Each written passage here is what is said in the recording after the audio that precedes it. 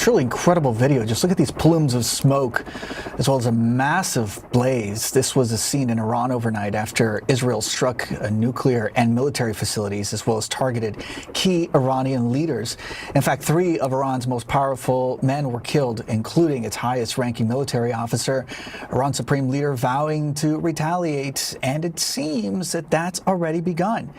In fact, Israel's military says that it's currently intercepting drones launched from Iran. You see some live pictures right now over Israel where residents there have been warned to take measures as a state of emergency is in effect. Welcome, everybody, to the morning broadcast. Just a nice, calm, quiet, chill morning here. I didn't really know what to talk about, and it felt like there weren't any world events going on. And so I think we're just going to chit-chat now. Instead, the exact opposite. Something terrifying is developing. You heard some of it there, but a new war connected to a current one and escalations like you rarely see. Israel striking Iran overnight, Iran starting their response but promising more, and all of it sending fear through the entire world. A reporter posted Iran will not attend indirect nuclear talks with the U.S. following Israel's attack, local news says, as was expected. So Trump was saying that they were making a lot of progress in negotiations over a nuclear deal. Now, remember that Trump is the one who withdrew the United States from the previous nuclear deal. So we wouldn't necessarily be in this situation if it weren't for that act back during his first term. But now he had a revelation and thought that maybe a peaceful resolution to what is a good goal, which is making sure Iran doesn't have nuclear weapons that are functioning, could be done through negotiations. That's what Trump then started pursuing, but that clearly is collapsing now. Was Israel specifically wanting to derail that? Or did they see it as an inevitability? Iran wasn't really working with Trump. Did Trump give Israel the thumbs up? There's a lot of questions outstanding here. Originally, Marco Rubio came out, the Secretary of State, and said, this was Israel's thing. They struck Iran. We're going to work to make sure U.S. personnel in the region are safe, which is the United States' top priority, of course. But kind of distanced the United States from this decision. But then there was reporting coming out that no, the U.S. government, the White House, was not just briefed, but even coordinated on the attack. But Trump posted, I gave Iran chance after chance to make a deal. I told them in the strongest words to just do it. Which, by the way, every time he explains his negotiations, this whole Trump's the art of the deal guy falls apart. We have made fun of over and over the I'm going to solve Russia-Ukraine by going, gotta settle. Do we have that on the set? Yeah, we do. And he'll say a similar thing. I said, Iran, do it. Don't do the nuclear weapons, okay? Don't. I know that I scrapped up our other deal, but I promise this deal I won't. And Israel, let's do peace. I told them that. But no matter how hard they tried, no matter how close they got, they just couldn't get it done, Trump writes. I told them it would be much worse than anything they know, anticipated, or were told. The United States makes the best and most lethal military equipment anywhere in the world, by far, and that Israel has a lot of it, with much more to come, and they know how to use it. Certain Iranian hardliners spoke bravely, but they didn't know what was about to happen. They are all dead now, and it will only get worse. There has already been great death and destruction, but there is still time to make this slaughter, with the next already planned attacks being even more brutal, come to an end. Iran must make a deal before there's nothing left. Before there's nothing left, and save what was once known as the Iranian Empire. No more death, no more destruction. Just do it before it is too late. God bless you all. So that's posted at 4:56 a.m. saying nothing will be left. The fear is, we saw that clip of Trump getting asked, hey, you're withdrawing some military personnel and U.S. officials from parts of the Middle East. Is this because you know that something's coming between Israel and Iran? And Trump said, you'll have to see, which wasn't the most comforting thing. You'll have to see. But now we're seeing it. So a similar thing when he says there's going to be nothing left. What does he know that could be planned? How catastrophic are we talking? And he needs to be, as Marco Rubio says was happening, doing everything possible to make sure that Americans in the region are safe. He then posted 2 months ago, I gave Iran a 60-day ultimatum to make a deal. They should have done it. Today is day 61. I told them what to do, but they just couldn't get there. Now they have perhaps a second chance. You know, I'm not an expert on Iran. I am not an expert negotiator. But I'm going to be honest, I think you're in a much tougher spot now. I think now that an all-out war is breaking out, Iran might be slightly less likely to sign a nuclear deal. Were they going to before? I don't know. Probably very likely they weren't. There is no maximum, I should say, to my criticisms of the Iran regime. But now I would say I think it looks like this deal, whatever it was developing, is off the table. So the word that we have is that Israel took out some nuclear sites, facilities related to the nuclear. The N-word, they call it the N-word, nuclear, as Trump says.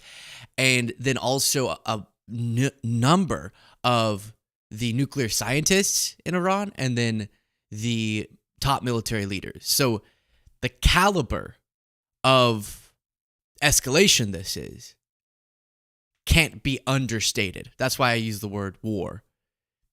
Iran is almost inevitably planning something huge in response, which is terrifying and could be potentially tragic. Phil Stewart said, a Reuters reporter, Israel fully coordinated with Washington on Iran.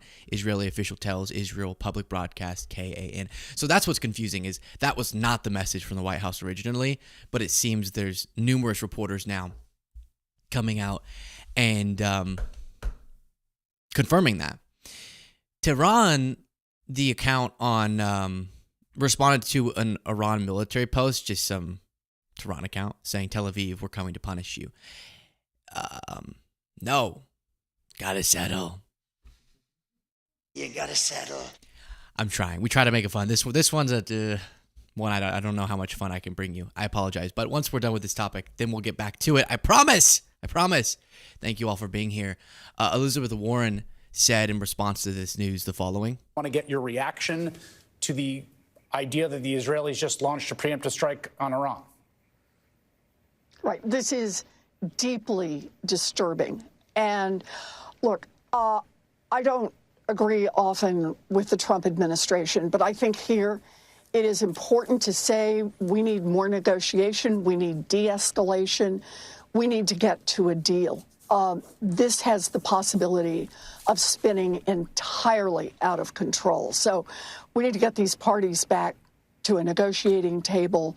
We need the administration in there helping try to negotiate something among them. This is truly a dangerous situation. I have to say, yeah, you know, there's a lot to be said on this, and many people more qualified for the broader analysis than me to speak on it. But I will say, since my focus is American politics, it has to be addressed for a second here. It does. It's not the most important part of the equation right now. I get that, but it should be addressed that this is the guy who told us Biden was going to start a war with Iran. This is the guy who told us Biden was going to escalate tensions. This is the guy who told us that he was the great peacemaker, negotiator, and that all of the wars would cease to exist on his watch. Well, I was being a little bit sarcastic when I said that. Maybe so. That quote comes from him talking about ending Russia's invasion of Ukraine in 24 hours. And that has very much not manifested. Now we might be seeing more war than ever. Do I like that we put everything in terms of just one guy or one woman, but in the case of the United States presidents, one guy? oh, everything that happened to the world is because of just the U.S. president? Of course not. But that was the analysis he chose, that he tried to pin on Biden. And we're seeing him not follow through on his promises whatsoever. Before going any further, Bezin, thank you so much for becoming a member by clicking the join button on YouTube. As we go through this, if you do become a member, get the bonus content, support the work of this show, then I'll read out your name and thank you if we're still live. And we'll go now to Dana Bash, who got off the phone with Trump and recounted her call this way. Now, CNN's Dana Bash, who I understand, Dana, just had a chance to speak with President Trump. What did he tell you? Good morning, John. Yes, I mean, first question I had was about what his point of view is about the strike that Israel conducted, multiple strikes that Israel conducted last night. I know we were reporting real time that his Secretary of State, Marco Rubio, released a statement simply saying that Israel informed the Trump administration about these strikes beforehand, but didn't say explicitly that the U.S. supported what Israel was doing. So that's how I started a very brief conversation. And he responded by saying, quote, "We, of course, support Israel, obviously, and supported it like nobody has ever supported it." And then he went on to say this: Iran should have listened to me when I said, I don't know if you know this, but I gave them a 60-day warning, and today is day 61. And then he said they, meaning Iran, should now come to the table to make a deal before it's too late. And then he said something really noteworthy. I will say, as a messaging thing, that's quite the move, to wipe out a bunch of top military leaders and then go, want to make a deal now? I hope Iran does. I hope they do choose a deal. Knowing their leadership, I think that's unlikely. But I hope they do come to the table. I think it's less likely now, though. He said, the people I was dealing with are dead, the hardliners. Those ones won't come to the table. That I can say. I don't know if the other leaders in Iran will come to the table. Those won't. Yes. That is what I said. To which I just wanted to underscore, so what you're saying is Israel has now killed the people who you were dealing with, and he said very sarcastically, they didn't die of the flu, they didn't die of COVID. It was a brief conversation, but my takeaway was twofold. Number one, they are really hoping that instead of escalating the situation, which is what most people, our terrific reporters and analysts you've been talking to all morning, believe is possible, even probable, he's hoping that instead of that, this forces Iran to come to the table. We'll see if that's going to happen. He also, he made clear he understands that it could escalate, but he is hoping now that Israel has done what it's done, that it takes another turn and de-escalates. Well, I hope that too, and I hope I never eat junk food again. I really do hope that. Fox News' Brett Baier also spoke with Trump. It's always kind of going back to Trump. On that note, let's bring back in the chief political anchor, Brett Baier. He joins us by phone. He just happened to speak with the President of the United States, Donald Trump. Brett, what did he tell you? Hey, Trace. Yeah, I just spoke to President Trump. One thing, the president was aware of Israel's action before it happened. There were no surprises here. But he gave me a quote. He said, Iran cannot have a nuclear bomb. We're hoping to get back to the negotiating table. We'll see. There are several people in leadership in Iran that will not be coming back. Now, the president, I know, has spoken to Prime Minister Netanyahu several times in recent days. As I mentioned before, the Trump administration reached out to a key Middle Eastern ally beforehand to acknowledge this strike was going to happen, but that the U.S. was not involved in the strike, but the goal still to get Iran back to the negotiating table. There was this building frustration about what Iran was doing at that negotiating table with Steve Witkoff, the Middle East envoy. He was scheduled again for Sunday. Looks like, obviously. Yeah, so one other little characteristic was it was strange. Trump really was quiet for a while, and it was just Marco Rubio's statement. And then he kind of resurfaced this morning and started making the rounds and speaking to people. And I think there was some chaos at the White House as to how exactly they were going to respond. Tim Miller said, at this extraordinarily dangerous moment, it is a comfort to remember that a weekend talk show co-host who recently quit drinking is running the military. That is something to think about. I did see, and I guess I don't have it pulled up, but friend of the show, Josiah, said, that's very nice that you're assuming he quit drinking. But we do have Pete Hegseth. So breathe, relax. We got Petey at the top of our military. We're going to be just fine.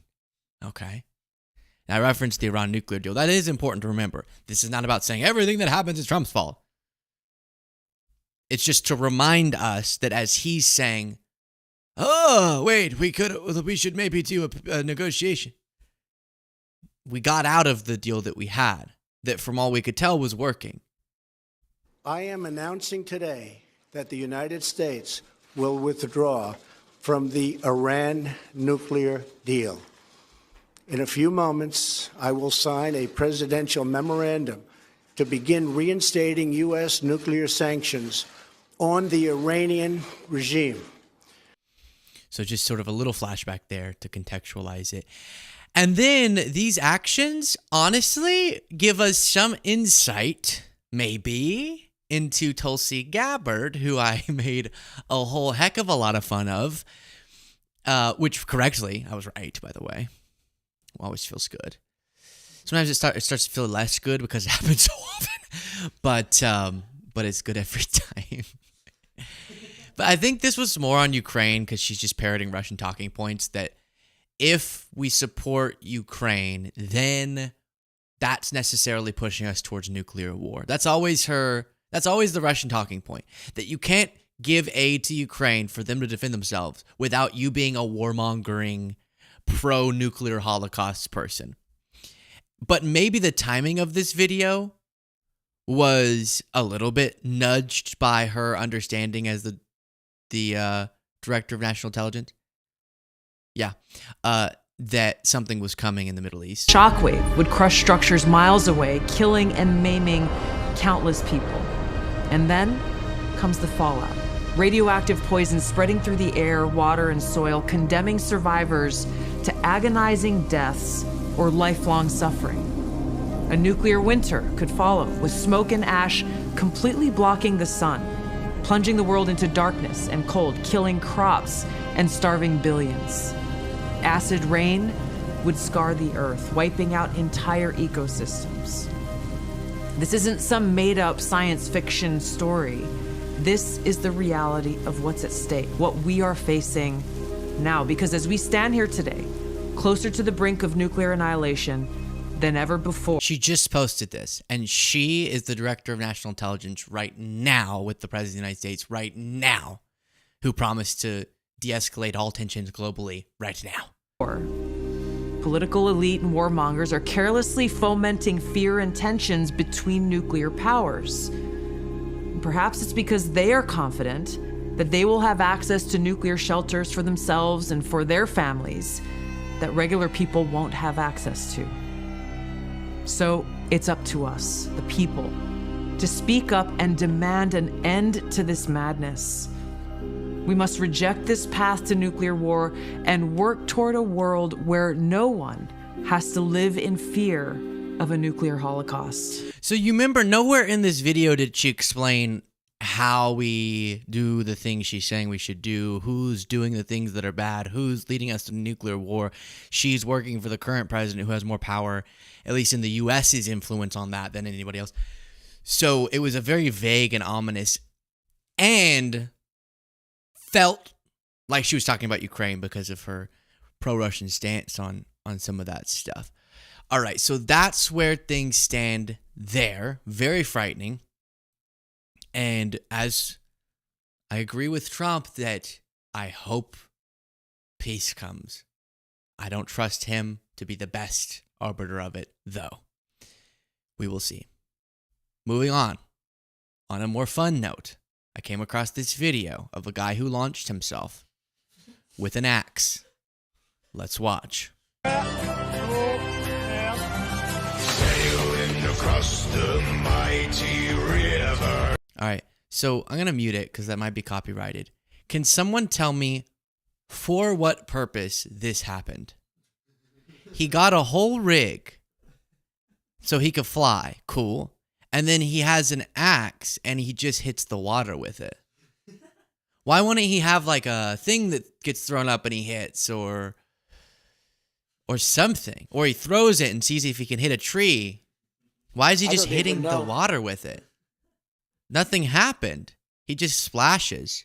Yeah, I just spent $5,000 to do that, to get this contraption.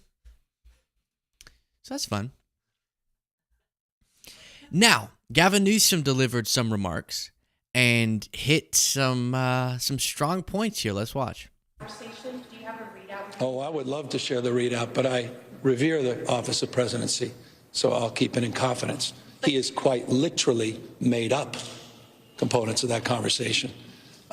He's been a stone-cold liar about what he said we talked about. He never discussed the National Guard, period, full stop. I would love to share with you what he actually talked about. That would send shivers up your spine. Attorneys. All right. In a match between Newsom and Trump, Newsom till the cows come home. I'm what Mia K said about Newsom. That's how aggressively I am in Newsom's corner. If you saw that live stream, you'll know what I'm talking about.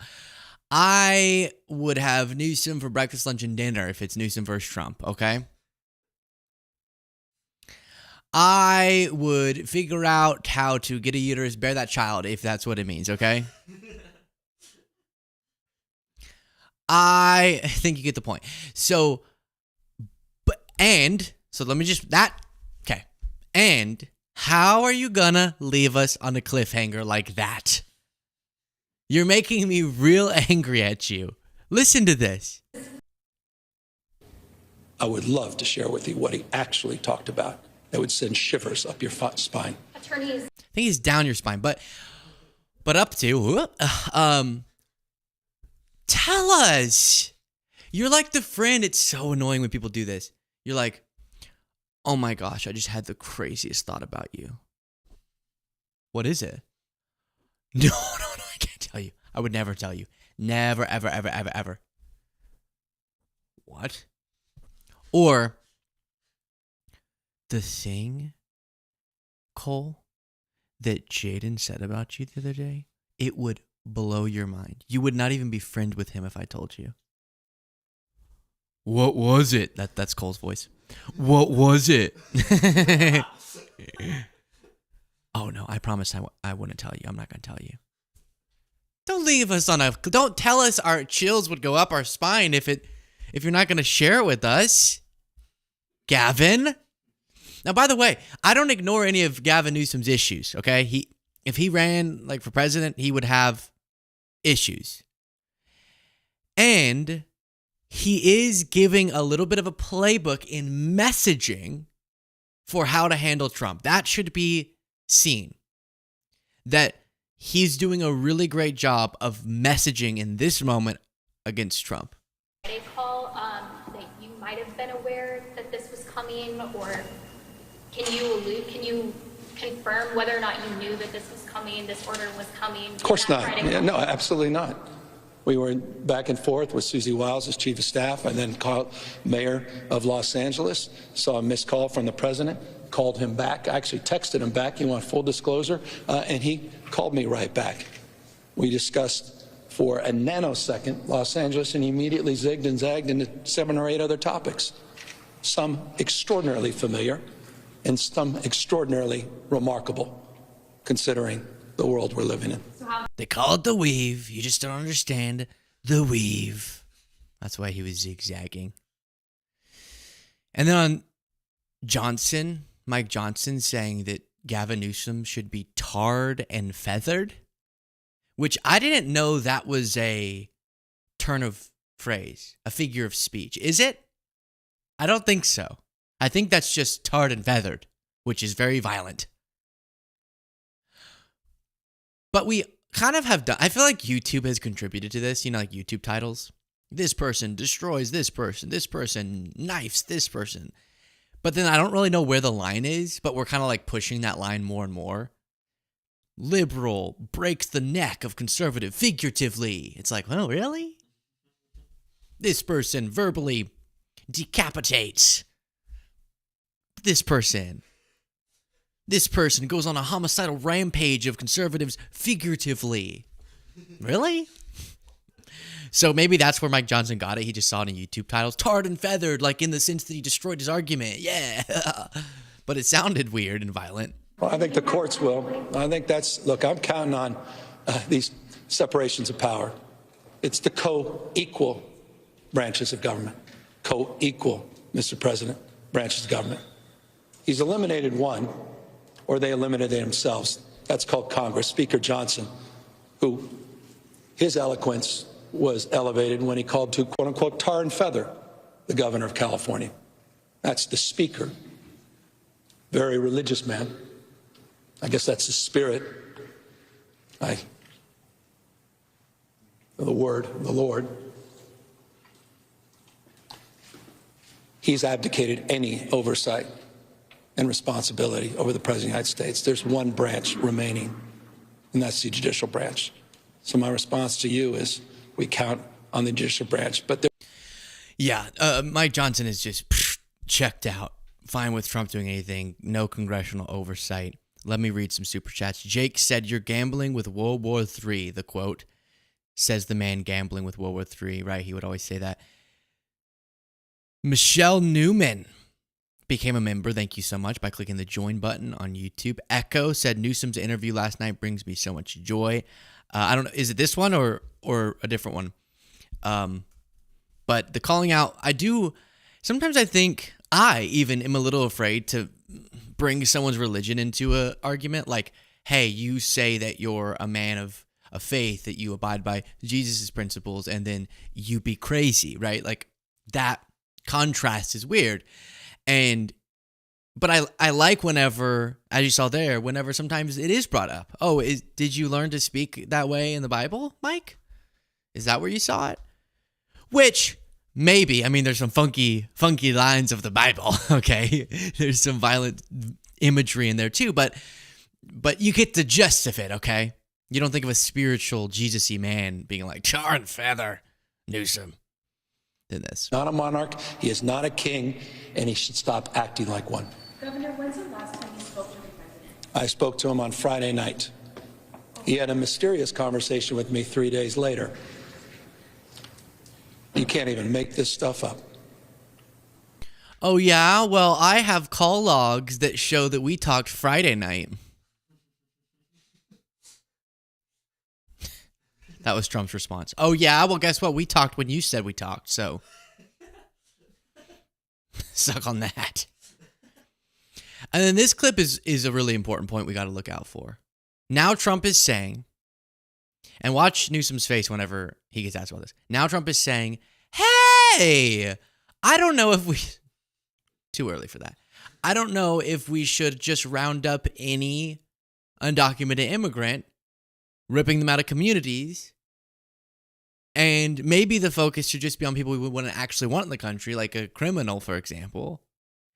And the economic human impact of such actions, these raids, he's calling them, Newsom is indiscriminate raids, is actually worse than whatever benefits are proclaimed by the Trump administration. And now Trump is saying, maybe I'll fix the fact that those indiscriminate raids are happening. To which Newsom says, this is Trump's game. He creates a problem, and then he takes a victory lap for solving the problem that he created. What do you make of the president today coming out and saying he wants to protect California farm workers from deportation, given what you This is what he does. He creates a problem, and then he tries to be a hero in his own Marvel movie. We're going to get back to that. But let's just analyze for a second the Newsom. Guys, can everyone wait for a second? He does. Say it. Jaden, you say it. I don't say it. Riz? He does. Charisma. But charisma is not the same as Riz. At least my kids tell me that. He has. That doesn't mean he's not worthy of a lot of criticism, okay? Everyone chill. It means that Mia Gay would eat him up every day till Sunday, as she said. Guys, he's dancing while he's talking. Watch this again. His head is shaking while he's talking. Okay? This is what he does. He creates a problem, and then he tries to be a hero in his own Marvel movie. Did it on fill in a blank on almost every topic, creates the problem, and then tries to do a make-believe. In his head, there's music. Like, have you ever walked out of a restaurant or something? And maybe I'm about to do a cell phone here by telling you guys this, but very often when I'm walking out around just in the world, I imagine music playing. So it's like, So then I'm like, yeah. Like, picturing that. I feel like it helps me bring a little bit more confidence to the strut, right? And I'm like, yes, get it. And it helps. I think that happens when he speaks. It's like, Gavin is hot. Gavin is hot. He has like a little earpiece and it says that over and over. And he's kind of like jigging to it. Trump is a loser. Trump does this, like this. So, anyways. It's the problem. And then tries to do a make-believe as if you're all perfect little sheep and you're going to go on with it to be the hero in his own Marvel movie. He initiated those raids. He significantly increased the scale and scope of those raids. That's why he wants the National Guard. That's like a like triple it.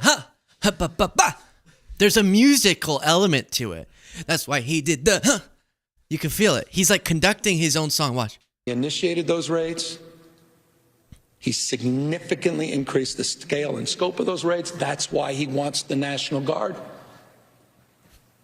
Hundreds and hundreds and hundreds of guardsmen and women now being dispersed everywhere. Sprinter vans, unmarked, people with masks, running in, rolling over, some case running into cars. 6-month-old kid, a 3-year-old child in the back of the car, left. So,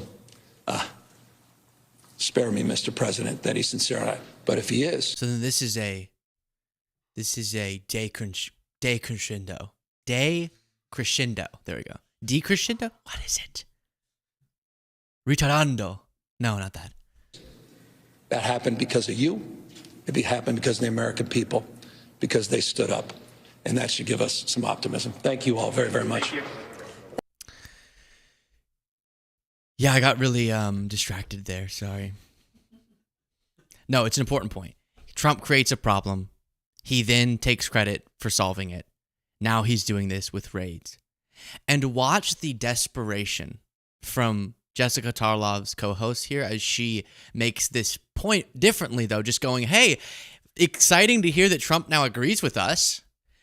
And especially Greg Gutfeld is desperately trying to stop her from making that point. Dom said, good luck tomorrow, everyone. There's a bunch of protests going on, the No Kings protests tomorrow, I'm pretty sure. So, yes, good luck. I'll be cheering y'all on from north of the border. Proud of everyone. Fun fact, my dad is a driver for G7. Is a driver for G7. Like the G7 summits? Or am I missing something? But very interesting. Thank you. Joshua, thank you for the super chat. Chelolelo said, appreciate your content. The Viking stuff resembles Rain of Fire. Matthew McConaughey's character, Van Zandt, trying to take down a dragon. Great flick. Haven't seen it, but thank you for that suggestion. Victoria said, I think he speaks rhythmically to keep people's attention. Yeah, he does. And it keeps my attention. And I like it. I don't know if you thought I was criticizing it. I like it. A lot. I'm going to start doing it too. All right, here's Jessica Tarlov. Well, they did speak out about the Molotov cocktails, especially the Boulder incident from a week and a half ago or whenever it was. So I don't think those are really fair comparisons. And Jesse says this is a bad day for Democrats. And I would argue that this is a cataclysmic day for the Trump administration and their immigration policy, because it turns out that Donald Trump agrees with Democrats about immigration policy. He started out the day on Truth Social saying, oh, the people who work in hotel and leisure, they have some very good people that are working for them. They're very hardworking. And he knows that because he employed a lot of illegals to work at his clubs, like at Bedminster.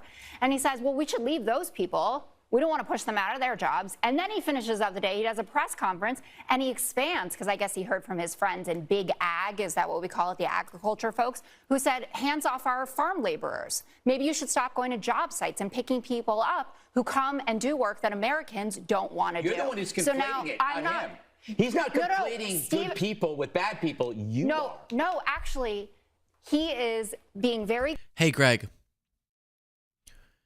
Literally, what do you think that you just said there? I'm so curious what he thinks he just said. He's always proud. You know, he always sits back. You know, I think that you're the one who's conflating the thing. And he's a comedian, apparently. Okay. But she, like, I don't like arguing against someone whenever I don't think they even know what they just said. Like, I don't think he even knows what he just said. She's making a point about how Trump all of a sudden realized a distinguishment between hardworking, been here a long time, law-abiding other than immigration status, folks intertwined in communities, and people who are a drag societally, people who have criminal records. And that he's now finding that distinguishment. And then he goes, listen to what he says. And do work that Americans don't want to do. You're the one who's conflating so now, it, I'm not him. He's not conflating good people with bad people. No, actually. He literally is. Greg, you are. He literally, I don't know why I did that voice. I just chose it and there it was. You are. He is though, Greg. He is though. He's saying the farm workers, hardworking, been here a long time. Their employers love them. They have nothing wrong other than not being in the country legally. They have kids. They are entwined, etc. It'd be more damaging to societally to remove them than just maybe paying a fine and then giving a path to legal status that does take work. That and then separating that from people who we would want deported. That's what Trump is now having a revelation about. He is the opposite of what you just said, Greg. That Americans don't want to do. You're the one who's conflating so now, it, I'm not him. He's not conflating Steve, good people with bad people. No, actually, he is being very clear that what Stephen Miller is executing, because Stephen Miller is the one who is in charge of this. Stephen Miller is the one that is saying... You guys got mad with the worst first. You know what? No, he was doing the worst first and you were already mad. No, I wasn't. I was thrilled with worst first. Lock them all up. The point is 70% of the people who have been taken away are not convicted criminal. You're interrupting me because I'm on a roll and I'm going to keep going. Yes. So Donald Trump's position. And then the hair flip. Are you just you're just our queen now. It's not knighting you. What's that called? We've queened you. That was awesome. Because I'm on a roll. Did criminal. You're interrupting me because I'm on a roll and I'm going to keep going. So Donald Trump's position on this, or at least the one that he said publicly today, and who knows if they actually changed the policy, is reflective of exactly what those blue state governors were saying. If you listen to the content of J.B. Pritzker, if you listen to what Gavin Newsom has been saying, criminals out, and protesters, by the way, who have been violent, put them in jail as well. But you don't have a process for that. Yeah, of course why we do. this has That's to why be they've been done. arrested. Gavin You guys, Newsom. why is Trump doing this? Because you guys neglected this. No. That's why We this did is not happening. Neglect people who So show now up you're at going. Home Now you're upset Depot about the to go to their process. No, I'm not. I am not upset about the process of getting. You're just not even. Like, I think a little kid could have a more substantive conversation. Like a little, pretty dumb, like underperforming in school kid could have a more substantive conversation than Greg is. And look at his whole vibe. Look at this. Look at this. What is that face he's making? It looks like he's melting. Talak Lopez Waterman said, I am a liberal. I have supported democratic causes. I get fundraising texts seconds apart suggesting the end of Social Security and the end of Trump. I think that we have to do better. It all looks like lies when that happens. The end of Social Security and the end of Trump. Okay, I think I get your point, which is that you can have strong liberal views, vote for Democrats over Republicans, and identify where sometimes Democrats go wacky in their campaigning and dishonest. Jaden, you can take that down. What's difficult is I am a hardliner on you don't deploy dishonest tactics because you're fighting a dishonest movement, right? So just because MAGAs are extra dishonest doesn't mean that lets us be dishonest. I think, though, some Democrats justify it that way. Like, yeah, it's a lie to say Republicans are going to end Social Security in the near term. They're not going to end. There could be impacts like shutting down Social Security Administration offices, gutting some of the workforce, etc. There could be negative, but saying it they're going to end it, if that's what you're saying, would be a lie. And then even we've talked about, on a smaller note, these media figures. I'll be a little bit vague right now, but in this space, who deploy pretty dishonest tactics to advocate on behalf of our positions, and who sort of make things up about Trump. And it's sort of like, why would you need to make anything up? He's bad enough as he is.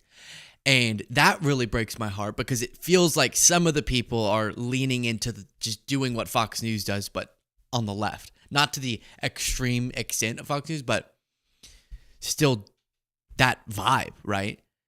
And it's tough. It's tough because if they're killing us online, like in their performance, and you know that cutting some corners truth-wise or rage bait-wise can help you to compete with that, then you might justify it by seeing it as an ends justify the means thing.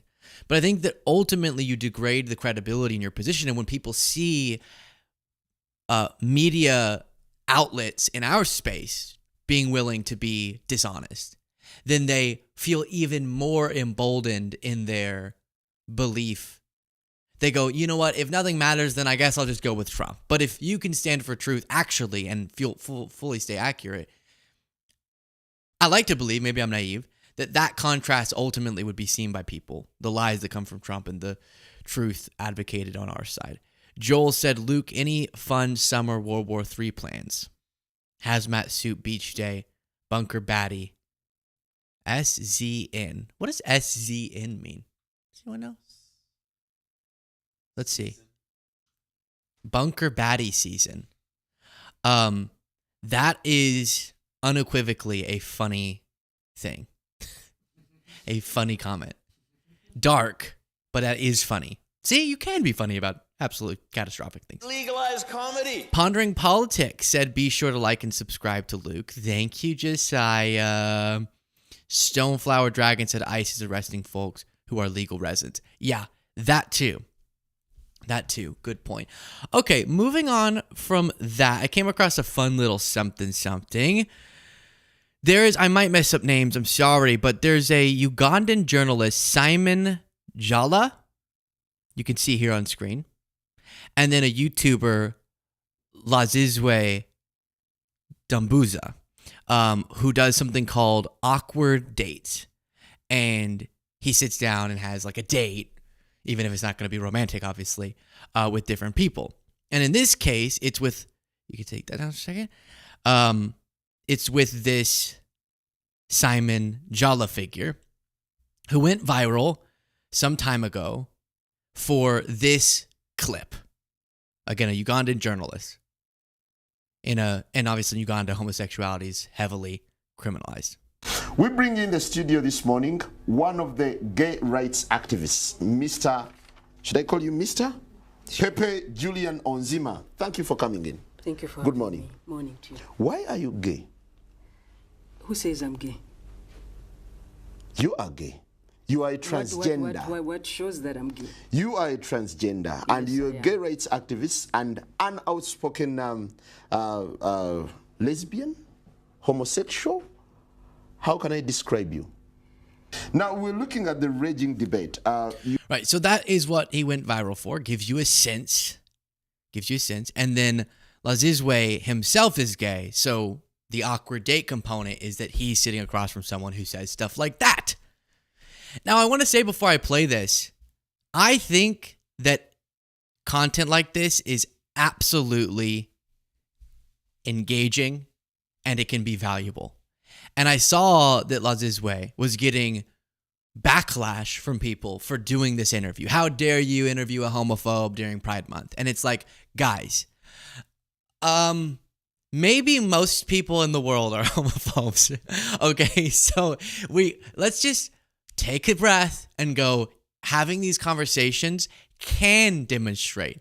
Number one, they can just be entertaining.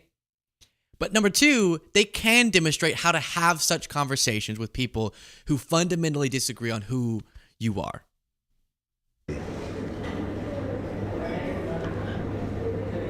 What if I was born like this? We can have a meal, we can have a chat, and I just want to know you. Okay, why are you gay? What if I was born like this, actually? And it's not even about a what if I was born like this. What if it's just me? Do you know why you are gay? Baby, I was born this way. I was born this way. I'm born this way. I'm on the right track. Baby, I was born this way. Every time someone says born this way, that's what runs through my head. Yes. Why are you gay? Because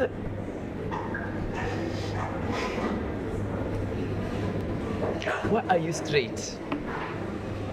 Because that's what nature demands. You're either male or female. Yes, but why are you straight? Why I love that. Male or female, it's like, that's not really what we're talking about. Oh no. Should you be gay? Why are you straight? Say, no, are you straight? Yes, purely as straight as a nail. Have you ever seen a nail? Yes. I am this straight. Yeah. Then I'm okay, but that's not gay. I'm still I'm very but gay. So how do you describe yourself when you go out there? It's so cute. This but gay. Sometimes male, sometimes female. No, male. I'm a male. I've got the same things you have. And they all work. You crush on men? Yes. It's just the only thing that I don't have is like I can't feel feelings for women. Okay, let's get real. Why would you crush on me? I mean, this is so funny. This is like the most predictable sequence of a conversation with someone who's like opposed to homosexuality or whatever, which is it starts with why for why, right? And sort of and then asking for clarification. So are you a woman? No. And then following that, it's So do you find me hot? It's always that. It's, why are you gay? Am I hot? Ugandan journalist, American classmate, whatever, doesn't matter. African, tall, big eyes. You look like that meme. You know that meme sometimes. Okay.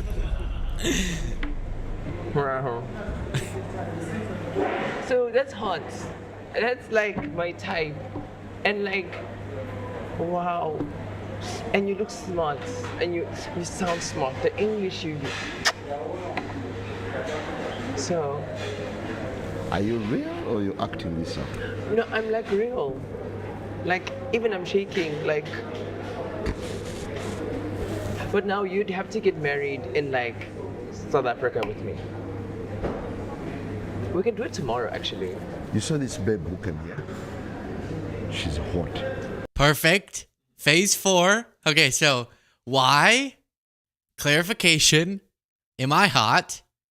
But what about this hot girl? No, that's like my girl. Don't you just like her? No. She's gorgeous. No, but Typical you are African. Look. You look at her and you want her to serve you 10 times. Simon, keep it together. Like, but I think like she's hot. The real description of hot. And I would have no problem if you took her number and started reaching out seriously. You can hit on her. But why can't I hit on you? Mate, can we talk ladies? But it's discrimination. No, it's not discrimination. Yes. I want you in your lane, but when we're together, I think it would be great if we... Simon, look at that drink. Are you sure you're not gay? No, I'm kidding. If we spoke the reality. Chantal, please come back. Hi, please come back. So like you're South African? Thank you so much. Chantal, so how is this place? And her name is not Chantal. You're quite amazing. I'm loving you. I guess this is phase 5. Start flirting with a girl. Service full time. Thank you so much. So how soon will our food I be will ready? call your manager. I will call your manager. I will call your manager. I will call your manager. Just a second. I will call her manager. Okay, can I teach you how to date women? Wait, 2 seconds. Oh gosh, this is brutal. Take that down. Let me see if I can get you. There's one clip that went really, oh my gosh. These tabs are so interesting. Do you watch football was one of the questions. Let's see. Welcome to LGBT Class 101. Lesson number 1. Right. LGBT. What does it stand for?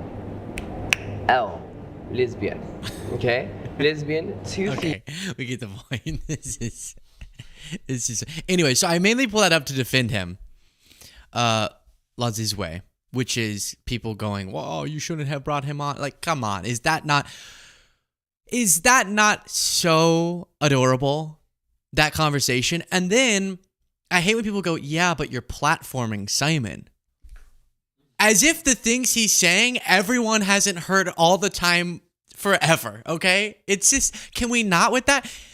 I get what you mean when you say like platforming some Nazi or something, and what if a little bug gets him in someone's ear in the audience and they go, this Nazi stuff, right? But Simon's just doing normal boilerplate homo discomfort, we'll call it, okay? That every person has heard every single day of their life all the time.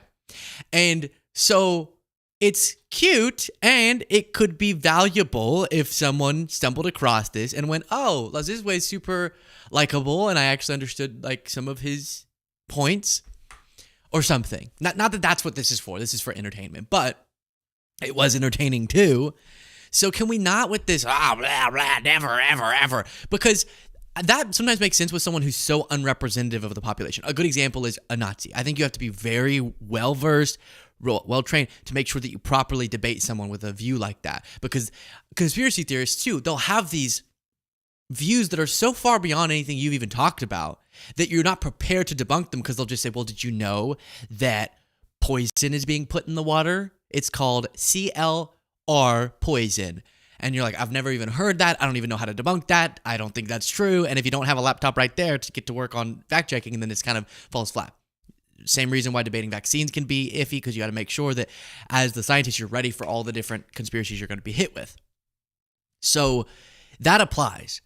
But this is not some random fringe view. This is, I would be interested in seeing the global population, but a lot of people react like he does. And so it's fine to have these conversations and to be compassionate to one another. And even just asking, I don't know Simon at all, but I've noticed sometimes people will like jump to, oh, that person must just be a disgusting, hateful person. And it's like, no, there are plenty of people who would ask me the same questions, but are like sweethearts. And you just answer their dang questions. And then they're like, wow, you're cool.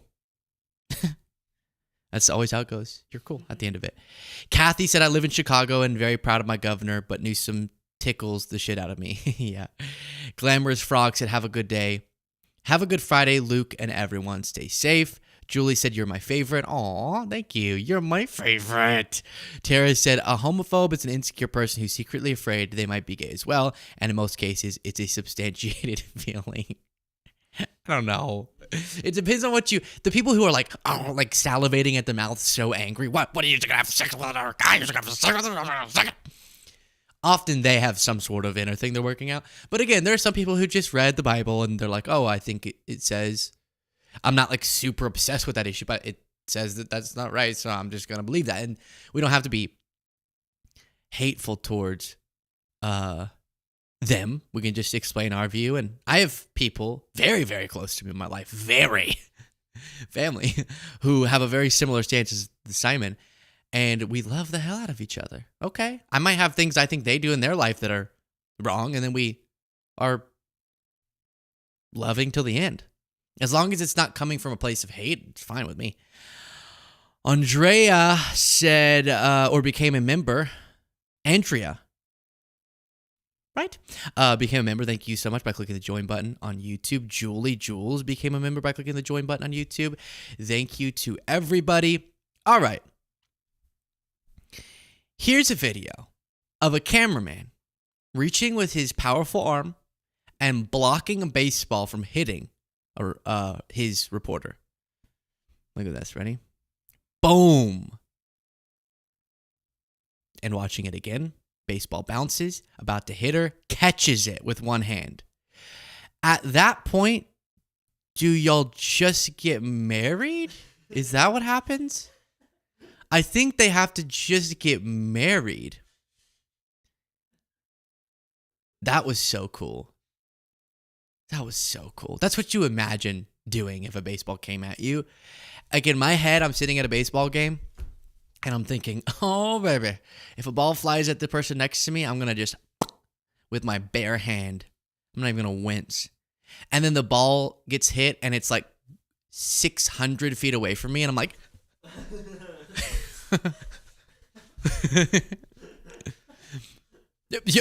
we're all okay? But he just caught it. Patti LuPone. Broadway legend, media. I've been meaning to talk about this for a while. This was kind of a while ago, but declares multiple times Trump's Kennedy Center should get blown up. Patti. Broadway star Patti LuPone declared multiple times that the Kennedy Center under President Donald Trump's leadership should get blown up. She's even angrier. Just last year, the Kennedy Center's American Jewel, and that. Yeah. So listen, no. So here's what I'm thinking. No, Patti, no. In all seriousness, can we stop with like just as a politics? I referenced it earlier. We now like metaphorically use, I don't know if you should be metaphorical, but such violent language. And And people jump to like, why can't we just really want Trump to get humiliated electorally and Republicans to get trounced electorally and for us to take back power? Why does it have to be like, I want them to get elected to office and also all their kids to die? I want for us to take back power so that we can undo the policy differences, and I want their kids to drown in a pool. Like, why do we always have to jump? And I want the Kennedy Center to be blown up. Why do we have to? I want a drone strike of their house. Like, why do we have to go there?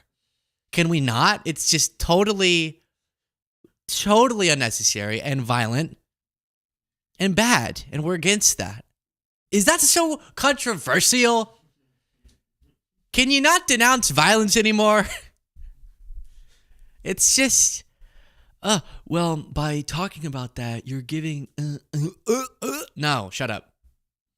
We can be against violence and for absolutely obliterating electorally Trump's movement and his ideology. Both can be true. They can. I saw that there was a Daily Beast headline about the ugly truth about Trump's appalling hair from Michael Wolff. And he goes through, we don't need to play the clip, but just how Trump has made it clear in interviews that this is really intentional. The distinct look he has, that orange paint and the hair transplants, comb over, and that he has always found it to be advantageous to look distinct, even if kind of off-putting, than to fade into a crowd and to not be noticed. Similar to his the kind of all PR is good PR type mentality, where when he's clashing with Megyn Kelly and he's being a disgusting guy, he sees it as beneficial because at least everyone's talking about him. But what's interesting is I do think back to the debate, and I think I could have gone for a little bit of orange paint on Biden. I really could have. And it's interesting how people, without even knowing it, subconsciously are impacted so much by the visual. And Trump is fixated on the visual, which then resonates strangely with people, even when he's the obviously worst choice. And honestly, what I realized was nothing actually went wrong in that debate other than Biden just wasn't orange enough. I watched it back and I said, oh, that's what it is. He just doesn't have as much hair as Trump, and he's too pasty. That was the only thing that really went wrong. And otherwise, everyone would have said that he, came in with elephant testicles and just crushed that debate. Like how right-wingers talk about Trump. I mean, it's interesting. No one ever brings that up, Like if you just close your eyes and listen to it, it's perfect. Situation where we brought down the price of prescription drugs, which is a major issue for many people, to $15 for... I don't want to keep watching. That part was actually fine. But if... I think... No, it was devastating, obviously. But it does actually, if you put that back up, it does actually... Trump doesn't look that orange in this one, actually. But in some of the settings, it's weird how he can look so clownish and so ridiculous and younger because of his hair and his makeup. Weird. But apparently that's a master plan from his. Okay, one other thing I've been wanting to talk about for a long time. I need someone to explain to me, because I don't keep up with it enough and I don't want to go figure it out. Why does MAGA hate Meghan Markle so much? Can someone please explain why MAGA hates her so much? And a lot of people hate her so much. Actually, like in the comments, Jade, you could see if somebody writes in the comments and explains it to me. Because I don't keep up with the royal stuff. She left. Did they leave, or did they just move away, or did they what happened? There was an Oprah interview. Like, I don't know what happened. I missed it. She's the Duchess of Sussex. I got it right. I always get it wrong. The Duchess of Sussex. See? Okay. One time I called her the Sussex of Justice. It's a nightmare. It's a nightmare. It's just too many similar sounds. Okay. Well, I've heard that her Netflix, I haven't watched it. This is what's annoying about this whole commentary is that I haven't watched it, but I just see anger from MAGA about her.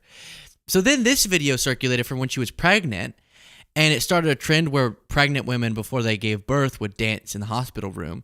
So let's watch. Don't do that, baby mama. Drop it down, drop it down low. Drop it down, drop it down low. Drop it down. And I guess this is Harry.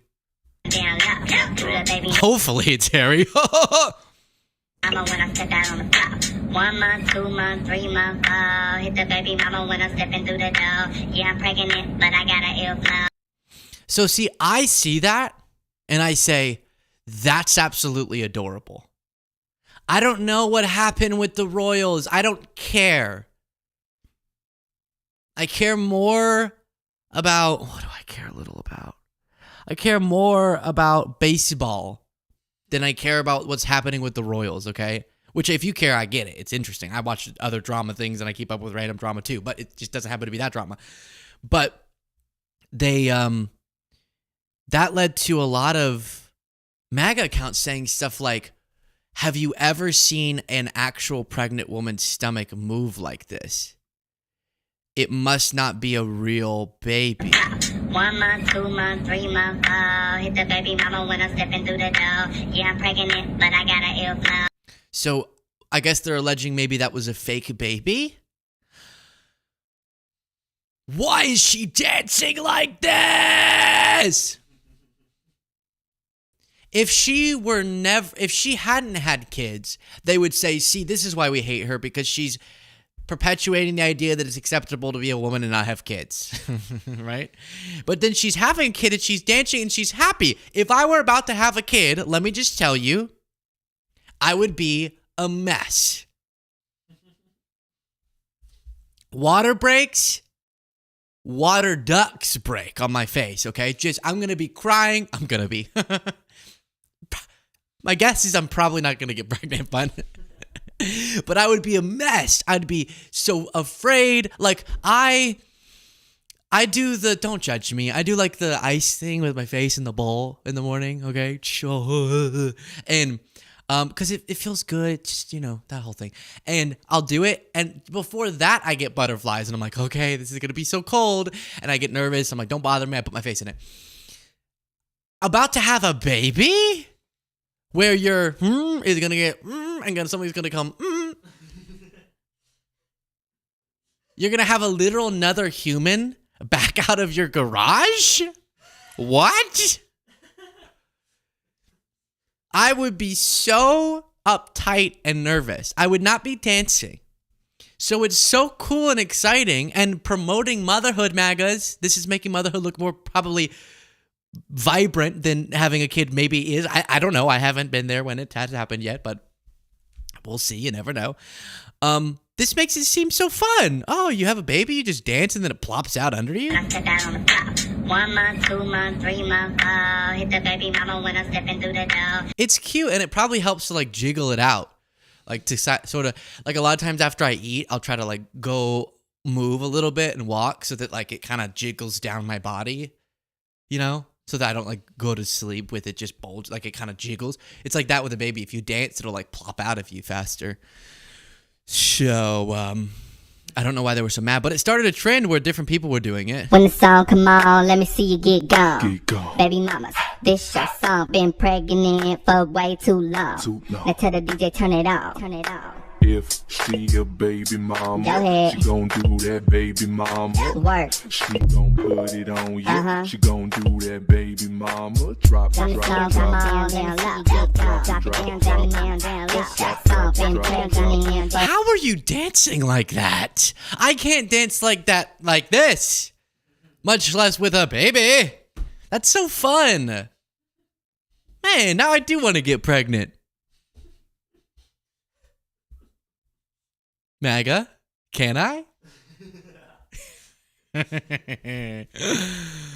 Liberals probably think that you can. Freaks. The Duchess of Sussex.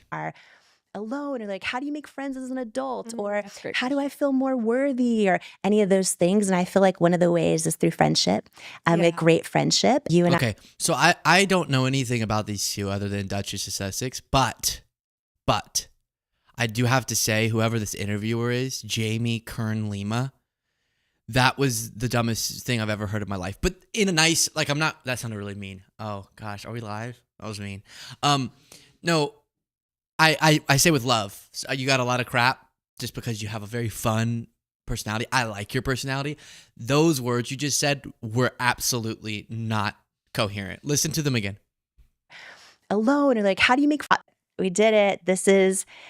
I've never done this on my show before. We brought the rocking chairs in. I get so many messages where people are alone, or like, how do you make friends as an adult, or how do you make friends as an adult is one of the things she's asking, and then listen to her answer. how do I feel more worthy, or any of those things. And I feel like one of the ways is through friendship. A great. Yeah, no, that's good. So people are asking her, how do you make friends? And she says, through friendship. Yes! Yes! It reminds me of how a lot of people talk about, speaking of war, like global affairs. It's like, how do we get peace? Well, I think we should have peace. Okay, yeah, me too. How? People ask, how do you get friendship? And I say, really what I do is